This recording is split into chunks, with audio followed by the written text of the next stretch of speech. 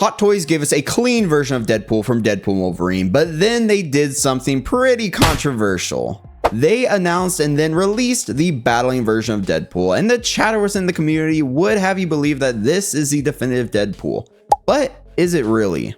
We cannot deny that some of the accessories for each figure should have been reversed or not included at all. I'm looking at you, baby carrier, for a more movie accurate look for each figure. But it is what it is, and not everyone will want to pay Hot Toys prices for both versions of Deadpool just to do an accessory swap like I did. So let's determine which Deadpool should be the definitive version in your display. Kicking things off, one thing that you should consider is the Wolverine release from this movie. If you're getting that release, the collector's edition is only the clean look for Wolverine, while the deluxe version is the one that you should buy, as you get the Hugh Jackman head sculpt and a swap out battle damage look.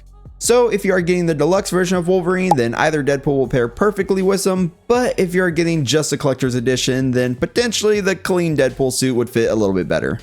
Now for the Deadpools themselves. Looking at each Deadpool side by side, you can really see the differences. The clean Deadpool is a much more vibrant red, while the battle damage Deadpool is darker and he is covered in dirt and damage everywhere. This suit look will be a key deciding factor, as you need to decide if you want a vibrant Deadpool that pops on the shelf with some minimal weathering throughout, or a more worn, dirty looking Deadpool with rips, tears, and Wolverine claw marks all around the suit, as the bodies themselves are basically identical when it comes to the proportions. Now let's look at the clean suit in more detail. Looking at the mask, there are many swap out eyepieces ranging from sad to happy to neutral and much more. Looking at the rest of the suit, you can see that it is just clean and the vibrant red pops against the black sections. There is some minimal weathering along the suit, like little speckling here and there. Also, there are some gold accents just all throughout the suit. This is common between both of them, but these pop and they just look really good. They're on like the buckles, the plating for the gloves, and just different places. As for suit functionality, the pistols can be holstered on his sides, baby knife can be slotted on his leg, and the katana holster magnetically attaches to his back. Now looking at the battle damage suit in more detail, the mask is much dirtier and even has some claw marks on the side. The swap out eyepieces are also damaged, but you only get one extra swap out set. However, if you do get both figures, all eyepieces are compatible between the two, so you can swap out whatever you want. Looking at the rest of the suit, this one is dirty with dirt and grime just everywhere. The red is much more dual because of this, and the black sections are covered with speckles of dirt.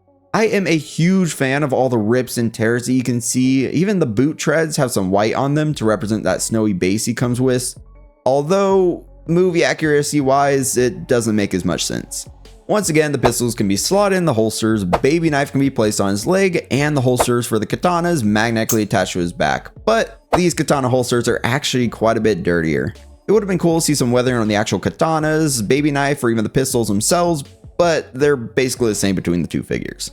Now we can compare the bases. I do have the special edition of the clean suit Deadpool, so this is not the standard base. The standard base is hexagonal and may even be a better choice than this one. So looking at the clean base first that I have, it's a bit plasticky, and since the top is rounded, it is a bit more difficult to get the figure to stand. You only get a flight pole with a waist clamp as well, which may result in some suit damage if used for an extended period of time. But the flight pole does allow you to connect head pull up in the air, and if you want to have the figure up in some like jumping poses or something, then you could do that.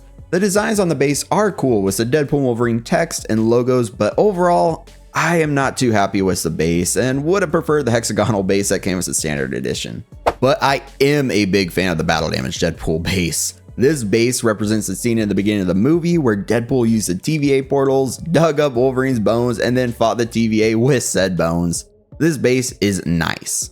The portal is very tall though, and makes their overall base height reach just over 15 inches, so keep that in mind if your display cases are shorter than that.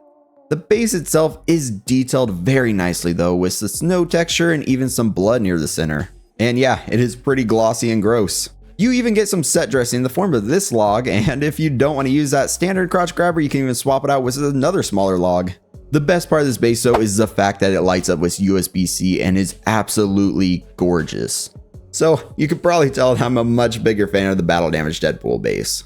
Now for the accessories, and you can see you get very different accessories depending on which figure you get. For the clean Deadpool, you even get a baby carrier for baby pull that I just leave in the box, but you can see it here. And speaking of which, you even get baby pull, which does have swap out eyes, and you can even holster the bottles, but I prefer having them on them. You also get Headpool with an articulatable jaw and swap out propellers that you can attach to the base, as you saw. And then you get Dogpool, which is a phenomenal addition. And if you get the special edition, you even get his gold-plated 50 caliber Desert Eagle pistol arrows. And yes, these do make the special edition more worth it, but I'd say it's only worth it if you can get it for around the same price as the standard edition. But I'm still not a big fan of that base. The common accessories between the two figures are the Black Desert Eagle pistols, and these do have some movable parts. Then you get Baby Knife and the two katanas. Now the battling damage version of Deadpool comes with a lot. First off, you get 2 swap out heads, which is amazing, and both of these are compatible with the clean Deadpool. You even get a swap out neck connector to use with the swap out head, so the neck blends into the suit more realistically. I really like the half mask head sculpt, but the Ryan Reynolds head sculpt with the rolling eyeballs just looks incredible.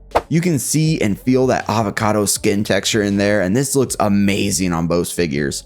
You even get a ton of Wolverine's bones, with the standout of course being Wolverine's skull. The spine on him is even posable. The set of bone nunchucks are posable as well, and then you get 2 more bones with one being pointy. My favorite accessories of both figures though are Wolverine's claws. These come with the forearm guards that can be put onto the figure to add to the effect, and then the claws themselves just look incredible. Just look at that detail in there with the shiny chrome paint application and the pointy tips. Yeah, these are awesome. So ideally, if you have both figures, you can mix and match the accessories to increase movie accuracy in your display, which is something that I'm gonna do. But it is time to pick a winner. Both figures are absolutely phenomenal, and no matter what you get, you're getting an incredible Deadpool figure for your display. But I have to go with the battling version of Deadpool as the superior version.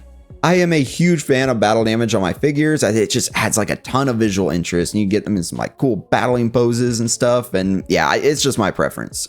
But other than just the suit, the accessories and base are just superior. Dogpool, Babypool, and even Headpool are not necessary figures for me on the clean version, so I prefer to get the swap out Deadpool head sculpts and all of Wolverine's bones with this battling version. So I do hope this helps you make a decision between these two figures if you are choosing your definitive Deadpool for your display. But definitely let me know your thoughts down in the comments. Do you agree with my choice? Do you have either or both of these figures? And which would you choose and why, so we can help out our fellow collectors on this decision even more? Let's have that discussion down below. And if you enjoyed this video, definitely give it a like and subscribe to the channel for much more content like this. Check out another video such as my recent review for Marvel Legends Daredevil and Punisher, because I got hardcore catfished by those product listing photos. But as always, I am thankful for the channel members, so if you want to become a channel member yourself, just head down and click the join button and choose a tier that interests you.